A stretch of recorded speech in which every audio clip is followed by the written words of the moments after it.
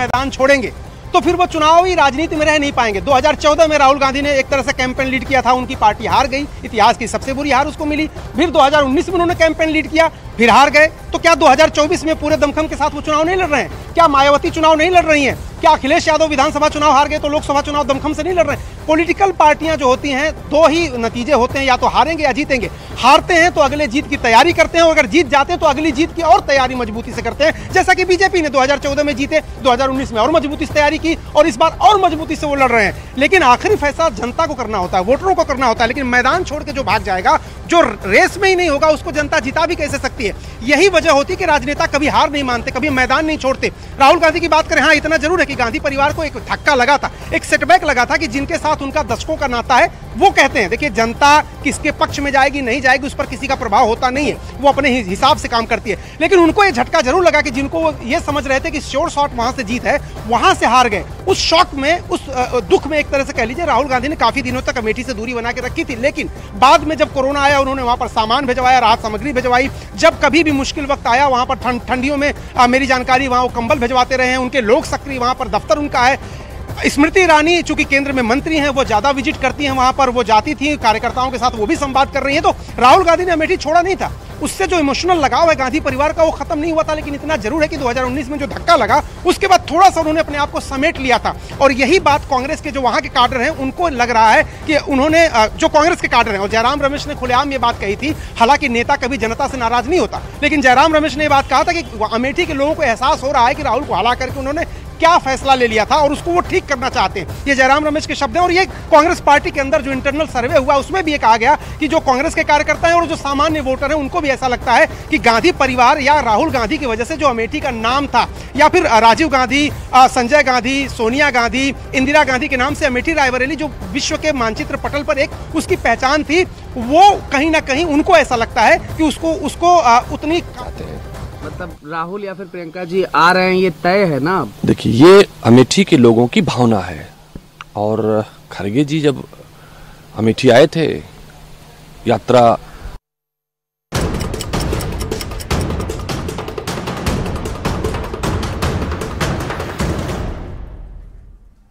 नमस्कार, मैं हूं विवेक। नमस्कार, मैं हूं आपके साथ विभा उपाध्याय। बजने वाले हैं 2 और हम दोनों लेकर आ गए हैं 2 दनादन। शुरू करते हैं दनादन खबरों का सिलसिला, लेकिन सबसे पहले नजर इस वक्त के हेडलाइंस पर। हेडलाइंस प्रेजेंटेड बाय स्ट्रॉन्ग मतलब माइथन, माइथन स्टील निर्माण का मानदंड। अररिया में बीजेपी के राष्ट्रीय अध्यक्ष जेपी नड्डा का इंडिया अलायंस पर जोरदार हमला, कहा घमंडिया भ्रष्टाचारियों का कुनबा, इनमें आधे बेल और आधे जेल में। हाजीपुर में नामांकन से पहले चिराग पासवान का भव्य रोड शो, पिता स्वर्गीय रामविलास पासवान को याद कर हुए भावुक। मुख्यमंत्री नीतीश कुमार का सुपौल में धुआंधार प्रचार, 2008 में हुई कुसहा त्रासदी के बाद एनडीए सरकार के काम के आधार पर मांगा वोट। तेजस्वी यादव का रोजगार पर क्रेडिट को लेकर सीएम नीतीश कुमार पर निशाना, कहा झूठ बोल रहे हैं सीएम, हम सारा काम करने के बाद सरकार से हुए अलग। न्यूज 18 के एक्सक्लूसिव इंटरव्यू में गृह मंत्री अमित शाह ने एनडीए के 400 पार का किया दावा, कहा 4 जून को 12:30 बजे से पहले बीजेपी कर लेगी 400 पार। हेडलाइंस प्रेजेंटेड बाय स्ट्रॉन्ग मतलब माइथन, माइथन स्टील निर्माण का मानदंड।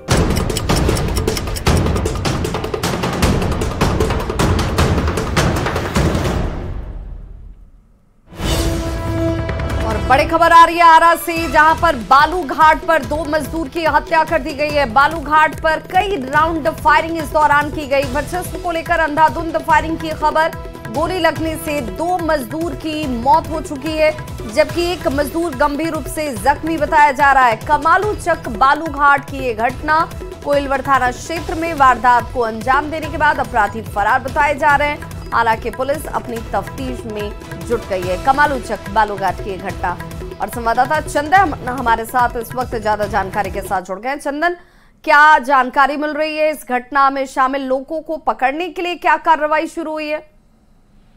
बिल्कुल, देखिए पूरा मामला भोजपुर जिले के कोइलवर थाना क्षेत्र के कमालू चक बालू घाट से जुड़ा हुआ है। वैसे तो लगातार बालू के वर्चस्व और अवैध खनन को लेकर के भोजपुर जिले के सोहन का जो तटवर्ती इलाका है उसमें बंदूकें गरजती रहती हैं और एक बार फिर से बालू के वर्चस्व को लेकर जमकर गोलीबारी हुई है, जिसमें कि 2 लोगों की मौत हो गई है और 3 से 4 लोग घायल बताए जा रहे हैं। हालांकि घायल लोग कहाँ हैं इसकी जानकारी नहीं मिल पाई है, लेकिन इसमें तकरीबन 4 से 5 लोग की घायल होने की भी बात बताई जा रही है। मौके पर जो भोजपुर जिले के पुलिस अधीक्षक रंजन कुमार सिंह सहित तमाम कई थानों की पुलिस पहुंच गई है, पूरे मामले की छानबीन कर रही है। वैसे सूत्रों से मिली जानकारी के अनुसार राय पांडे का जो गिरोह है बालू का बड़ा सौलों का जो अवैध खनन करते हैं उनका गिरोह है, उनके बीच में गोलीबारी की बात सामने आ रही है। हालांकि पुलिस के अनुसार आज हमारी एसपी से बातचीत हुई है तो उन्होंने कहा है कि बालू के वजह से लेकर ही गोलीबारी की घटना सामने आई है, लेकिन छापेमारी कर रही है उसको गिरफ्तार करने के लिए।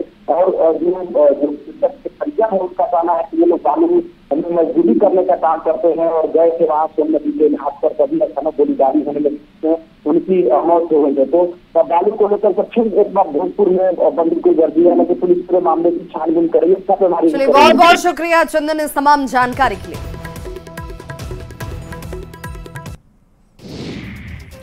हाजीपुर में पिता की विरासत संभालने उतरे चिराग पासवान थोड़ी देर में नामांकन करेंगे। चिराग पासवान ने सबसे पहले अपने दिवंगत पिता रामविलास पासवान की प्रतिमा पर श्रद्धांजलि अर्पित की। हाजीपुर आने से पहले चिराग पासवान ने पटना स्थित अपने घर में पूजा की और मां के साथ ही परिवार के बाकी सदस्यों का भी आशीर्वाद दिया। चिराग पासवान के नामांकन में डिप्टी सीएम सम्राट चौधरी के अलावा एनडीए के कई और बड़े नेता भी शामिल हो रहे हैं। मेरे लिए बहुत बड़ी बात है, मेरे नेता मेरे पिता ने हाजीपुर की इस धरती को अपनी मां का दर्जा दिया था और आज जब वहीं से नामांकन करने जा रहा हूं, एक बड़ी जिम्मेदारी का एहसास है। पर हाँ, ऐसे में कमी भी पापा की महसूस होती है। हर बार नामांकन में मेरा हाथ पकड़कर वो मुझे लेकर जाते थे, आज जब वो नहीं है उनकी वो कमी महसूस होती है। आपके पिता ने रिकॉर्ड तोड़ा था यहाँ से, आपने भी कुछ तैयारी की है कि रिकॉर्ड पिता का तोड़ सके यहाँ से? मैं सिर्फ अपने घर पर अपने घर वालों से आशीर्वाद लेने आया हूँ। ये मेरे लिए कभी भी संसदीय क्षेत्र नहीं हो सकता, ये मेरा घर है, मेरा परिवार है। चिराग पासवान ने नामांकन में केंद्रीय गृह राज्य मंत्री नित्यानंद राय भी शामिल हुए हैं और चिराग के नामांकन से पहले नित्यानंद राय ने हाजीपुर से जीत का दावा किया। जो उमंग है कि हमको हाजीपुर लोकसभा सीट, जो स्वर्गीय रामविलास पासवान जी जिसको अपनी मां, अपनी मिट्टी, अपनी धरती समझते थे, उस हाजीपुर की धरती पर आज नामांकन है उनका। चिराग पासवान जी रामविलास जी के सुपुत्र हैं और यहाँ के मन में रामविलास जी के प्रति आस्था है। साथ ही साथ नरेंद्र मोदी जी आदरणीय प्रधानमंत्री जी के प्रति लोग के मन में जो विश्वास है, आस्था है, आज सब मिलकर एक रिकॉर्ड मत से यहां से चिराग पासवान जी जीते। 7 मई की वोटिंग को लेकर सभी पार्टियों का धुआंधार प्रचार जारी है और इसी कड़ी में सीएम नीतीश कुमार सुपौल के सिमराही पहुंचकर जेडीयू प्रत्याशी दिलेश्वर कामैत के लिए वोट मांगा। उन्होंने 2008 में हुए कुसहा त्रासदी की याद दिलाते हुए कहा कि जब कुसहा त्रासदी आई तो सुपौल, सहरसा और मधेपुरा में भीषण तबाही हुई और इसके बाद हमने सभी जिले के लिए काम किया। उन्होंने कहा कि काम जो बचा हुआ है वो भी जल्द पूरा होगा। उन्होंने लोगों से जेडीयू प्रत्याशी दिलेश्वर कामैत को वोट देकर जिताने की अपील की। कोई काम नहीं करेगा आप लोगों का, हम लोग तो सबके लिए करते हैं, समाज के हर तबके का, हिंदू हो, मुस्लिम हो या कोई भी जाति का हो, हर के विकास के लिए, हर के विस्तार के लिए, पुरुष का, स्त्री का, सबका हम लोगों ने काम किया है। और उसके अलावे हर जगह हम लोग घूमते रहे हैं और जहां जहां सभी कितनी ज्यादा कठिनाइयां होती थी, आप सब तो जानते ही नहीं भाई कि यहाँ पर कितना ज्यादा हुआ था 2008 में। तो आप जानते हैं जो भी कोसी नदी का बांध टूटने से भीषण बाढ़ आई थी, तो पूरे इलाके में तीनों जिला में हम लोग घूम रहे थे, सहरसा, सुपौल, मधेपुरा, और उसके लिए हम लोगों ने काम करना शुरू किया। सारण से बीजेपी उम्मीदवार राजीव प्रताप रूढ़ी ने आज नामांकन दाखिल किया। नामांकन के बाद रूढ़ी ने विपक्ष पर जोरदार प्रहार किया। उन्होंने कहा कि जो लोग देश के संविधान को खतरा बता रहे हैं वे ये जान लें कि अगर संविधान खतरे में होता तो आज मैं यहाँ रिटर्निंग ऑफिसर के सामने शपथ नहीं ले रहा होता। इसलिए देश के संविधान को कोई खतरा नहीं है। कि ये प्रक्रिया संवैधानिक है और जिसके खतरा के बारे में कल कोई राष्ट्रीय जनता दल के नेता ने कहा, तो अगर संविधान पर खतरा होता तो हम और आप यहाँ पर खड़े होकर के और रिटर्निंग ऑफिसर के पास खड़े होकर के शपथ नहीं लगते। तो स्पष्ट है आज भारत में कोई संविधान पर खतरा नहीं है। संविधान पूरा काम और संवैधानिक व्यवस्था के तहत चुनाव आयोग पूरा काम।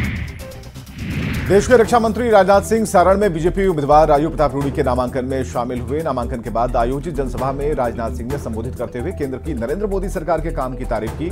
लोगों को यकीन दिलाया कि भारत की सीमाएं पूरी तरह सुरक्षित हैं। देश का माहौल जो देखने को मिल रहा है, मुझे लगता है कि हम लोगों ने जो 400 पार का लक्ष्य निर्धारित किया है बहनों भाइयों, वह 400 पार का लक्ष्य प्राप्त करने में हम पूरी तरह से कामयाब होंगे, यह मेरा पक्का विश्वास है। मोदी जी के नेतृत्व में हमारी सरकार को काम करते हुए आप पिछले 10 वर्षों से देख रहे हैं। बहनों भाइयों, चाहे कोई दावा कुछ भी करे, लेकिन इस सच्चाई को कोई मां का लाल नकार नहीं सकता है। अंतर्राष्ट्रीय जगत में भारत का मस्तक ऊंचा करने का काम यदि किसी भारत माता के सपूत ने किया है तो हमारे प्रधानमंत्री नरेंद्र मोदी जी ने किया है। बीजेपी के राष्ट्रीय अध्यक्ष जेपी नड्डा ने आज अररिया में सभा को संबोधित किया। अपने 34 मिनट के भाषण में जेपी नड्डा ने इंडी गठबंधन पर जमकर प्रहार किया। लालू प्रसाद पर हमला करते हुए उन्होंने आरजेडी का मतलब रिश्वतखोर, जंगलराज, दलदल बताया और कहा कि घमंडिया भ्रष्टाचारियों का ये कुनबा है, इसमें आधे बेल पर और आधे जेल में है। राष्ट्रीय जनता दल क्या है?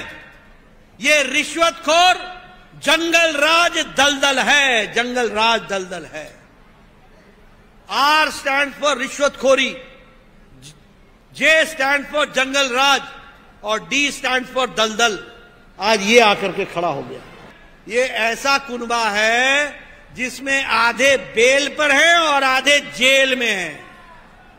ये भ्रष्टाचारियों का कुनबा, ये भ्रष्टाचारियों का।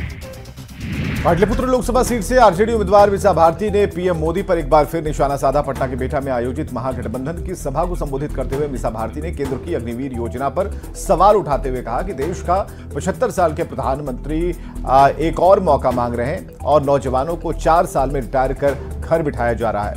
अब आप बूढ़े हो चुके हैं, लेकिन 2 बार मौका मिलने के बाद भी युवाओं और जनता की समस्या दूर नहीं हुई, इसलिए इस बार जनता जवाब देने का काम करेगी। ये बातें मीसा भारती ने कही।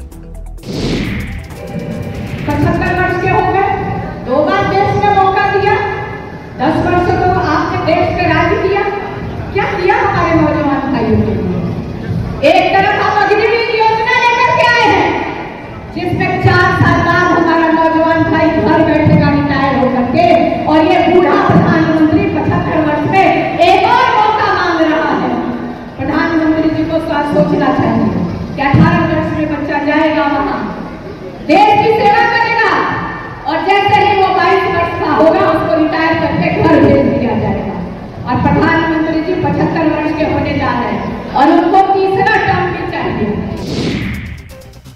मीसा भारती के बयान पर सियासी तूफान खड़ा हो चुका है। बीजेपी के सीनियर लीडर और राज्यसभा के पूर्व सांसद आरके सिन्हा ने कहा कि पीएम मोदी को सीढ़ी चढ़ते उतरते देख लीजिए, फिर समझ में आ जाएगा। आरके सिन्हा ने विपक्ष के उस बयान पर भी जवाब दिया जिसमें यह लगातार कहा जा रहा है कि बिहार में एनडीए का खाता नहीं खुलेगा। उनका होगा, उनका खाता नहीं। प्रधानमंत्री को कुछ लोग बूढ़े बता रहे हैं कि 2 बार मौका हो गया, जनता के उन्होंने कुछ किया नहीं, अब वो बूढ़े हो चुके हैं। क्या प्रधानमंत्री को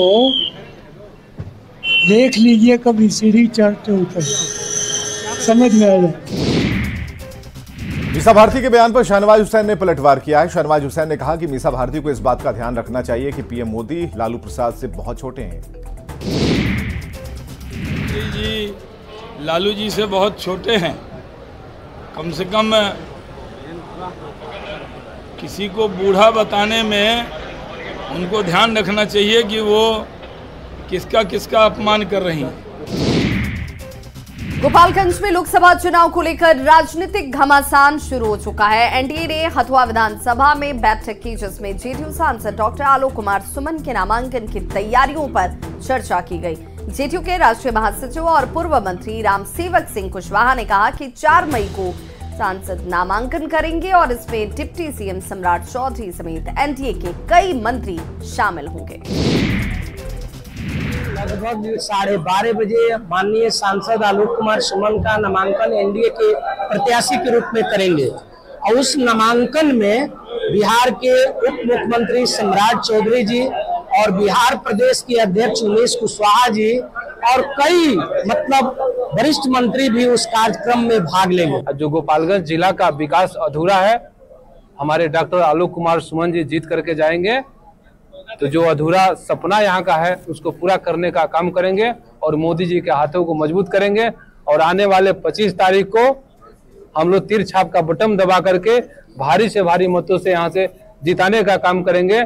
जो नरेंद्र मोदी जी का नारा है 400 पार, तो हमारे जो आलोक कुमार सुमन जी हैं गोपालगंज से 4 लाख पार से चुनाव जीतेंगे।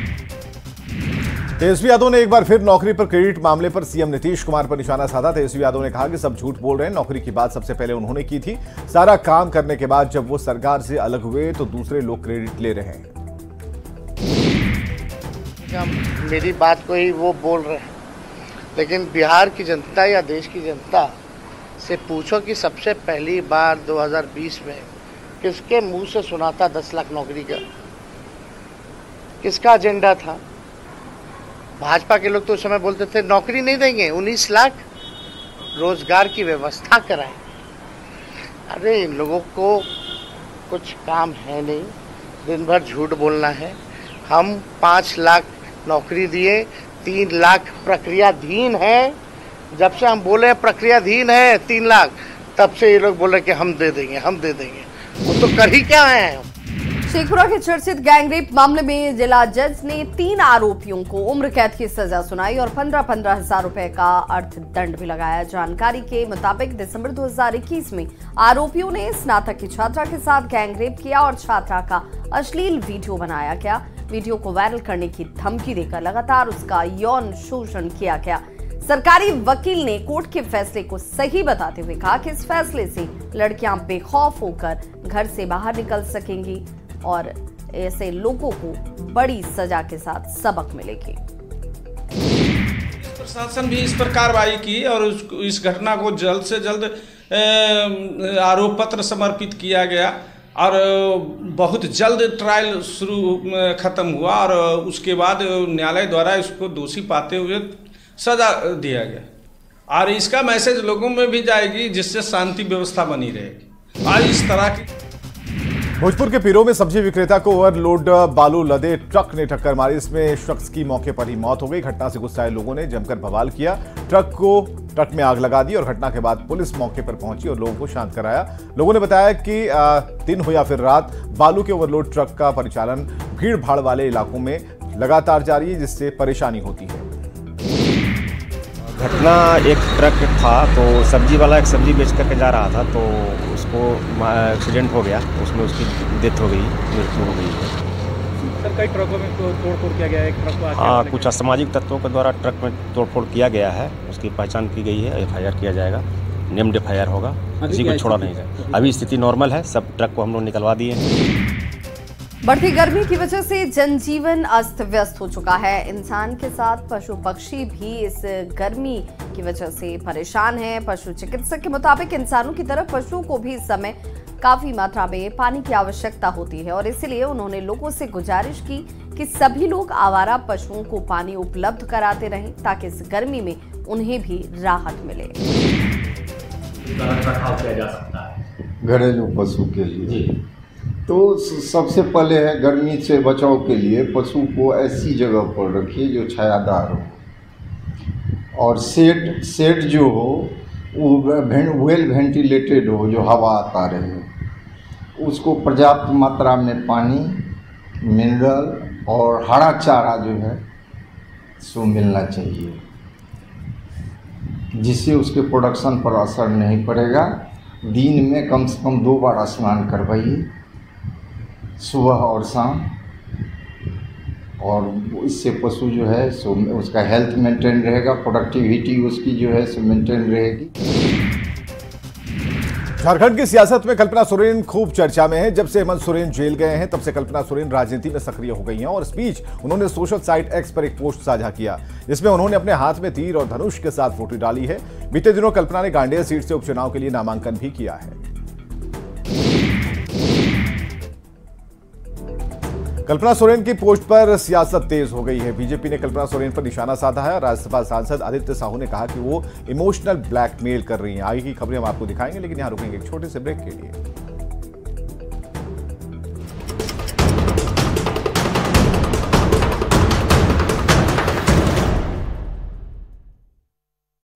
डॉक्टर साहब, मैं तो उन्होंने खुद ही इस बात को कहा था कि इस गांधी परिवार का नाता राजीव गांधी से लेकर राहुल गांधी जी तक पुराना है। बड़ी भावनात्मक बातें उन्होंने कही थी। उन्होंने ये भी कहा था ये नाता पहले था, आज है और आगे भी रहेगा।